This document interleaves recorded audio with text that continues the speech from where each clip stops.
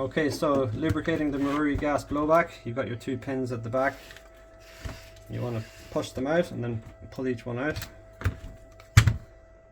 So push it from this side and pull out from this side. And then if you just lay the gun nice and flat, if you just pull on the stock,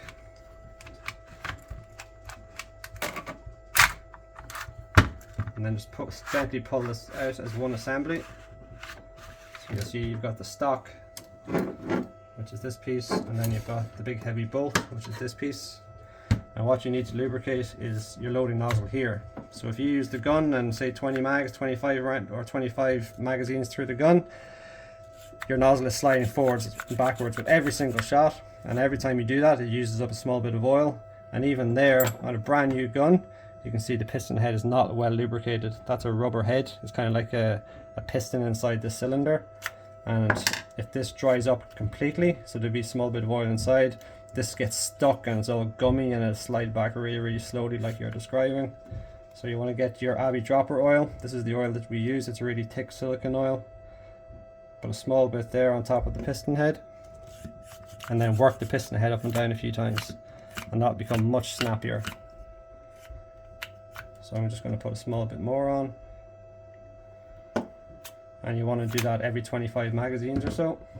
When you're reassembling it, you'll see your charging handle and your spring, that's all kind of self-enclosed. It's all as one piece, apart from my guide rod that just fell out. So you want to just reinstall that. You'll see there's a semicircular kind of shape on this, which is also on the back of your bolt. So you want to come at it from the underside, slide that into the back of the bolt.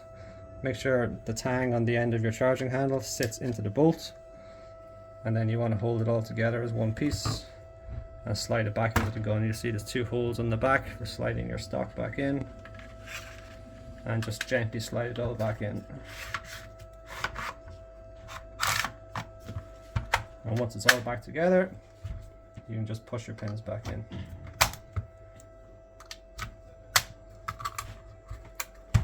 And then you should notice that your nozzle is no longer sticking, and this cycles nice and freely. One other thing I'll point out is your magazines. It's very important to keep these well lubricated.